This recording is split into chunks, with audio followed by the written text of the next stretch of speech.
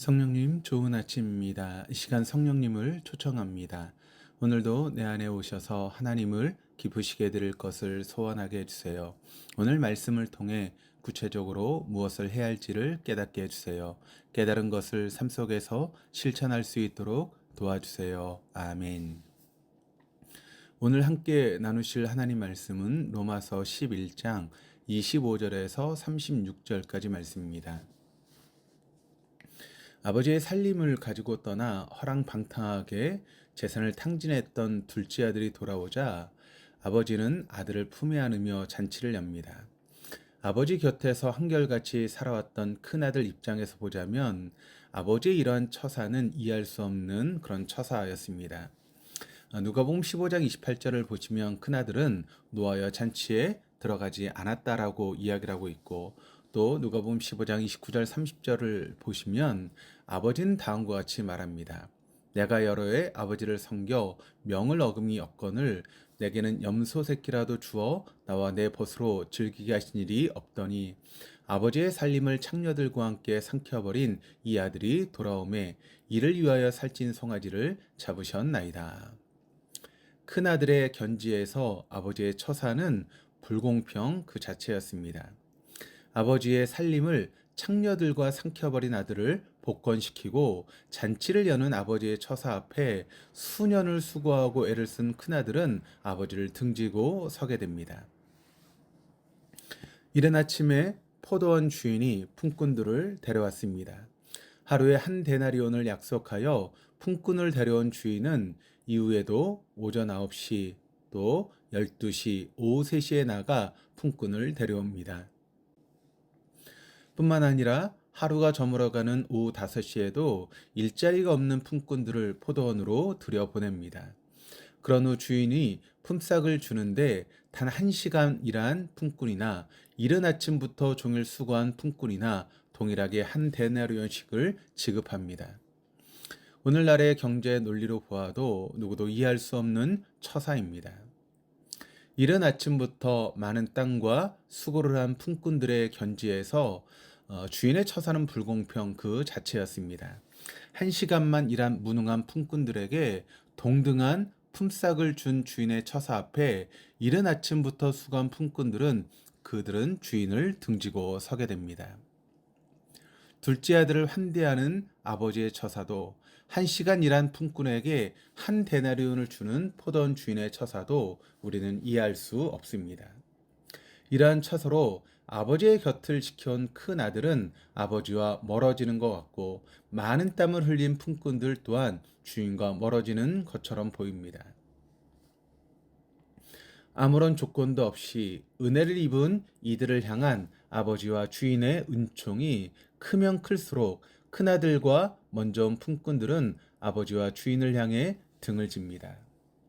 두 비유에서 큰아들과 이른 아침에 부름받은 종들의 사후 이야기는 기록되어 있지 않지만 로마서 11장에 비추어 본다면 이들의 이야기는 여기서 끝나지 않음을 알 수 있습니다. 오늘 본문 25절 26절입니다. 이 신비를 너희가 모르기를 원하지 아니하노니 이 신비는 이방인의 충만한 수가 들어오기까지 이스라엘에 덜어는 우둔하게 된 것이라. 그리하여 온 이스라엘이 구원을 받으리라.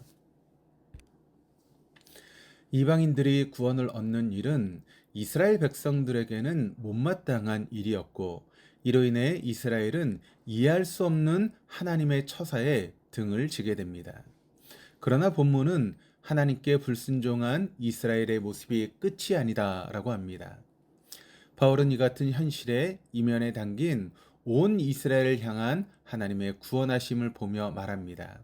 25절 말씀을 보시면 하나님의 은사와 부르심에는 후회하심이 없느니라. 하나님은 이스라엘에게 주신 당신의 선물이나 선택의 은총을 그들의 우둔함이나 불순종으로 인해 거두시는 분이 아니십니다. 오히려 하나님은 인간의 우둔함과 불순종을 통해 당신의 구원을 이방인에게 이르게 하시며 마침내는 큰 아들이며 이른 아침부터 수고한 품꾼 같은 유대인들을 구원하시는 분이십니다. 인간의 우둔함과 불순종에도 당신의 구원을 성취하시는 하나님 역사를 향해 바울은 신비라 말하고 있습니다. 이처럼 인간의 불순종까지도 구원의 여정으로 인도하시는 하나님의 신비 안에서 우린 현실에 대한 새로운 안목을 지니게 됩니다. 불순종 이면에 하나님의 구원의 신비가 있듯이 광야의 시면에 흐르는 생명의 강을 보게 되는 것입니다. 현실의 시면에 흐르는 하나님의 신비를 우리가 믿을 때 그리스도인들의 기도와 삶은 한 걸음 더 깊어져 하나님의 뜻을 더욱더 헤아리게 되는 것입니다. 인생의 시면에 흐르는 하나님의 신비를 우리가 믿을 때 우리는 절망을 거두어 소망으로 길을 뚫을 수 있고 무력함을 거두어 생명의 강을 낼 수 있습니다. 오늘 저희들의 기도가 현실을 아우를 뿐만 아니라 그 시면에 담긴 깊은 하나님의 뜻을 헤아리게 되기를 빕니다. 무엇보다 그 하나님의 신비 안에서 기도하며 시면의 하나님을 헤아림으로 바울의 고백이 우리에게도 이르기를 빕니다. 오늘 본문 말씀 11장 33절에서 36절까지 말씀입니다. 깊도다 하나님의 지혜와 지식의 풍성하며 그의 판단은 헤아리지 못할 것이며 그의 길을 찾지 못할 것이로다. 누가 주의 마음을 알았느냐? 누가 그의 모사가 되었느냐? 누가 주께 먼저 들여서 갚으심을 받겠느냐? 이는 만물이 주에게서 나오고 주로 말미암고 주에게로 돌아갑니다. 그에게 영광이 세세에 있을지어다. 아멘. 기도하시겠습니다. 하나님, 사막과 광야 같은 현실 속에서 시면에 흐르는 강을 보지 못할 때가 참 많이 있습니다. 깊고 풍성한 하나님의 신비를 향한 저희의 믿음이 더욱 깊어지게 하여 주사 저희로 현실의 시면에서 구원을 이루어 가시는 하나님의 신비를 목도하게 하여 주옵소서. 감사드리며 예수님의 이름으로 기도드립니다. 아멘.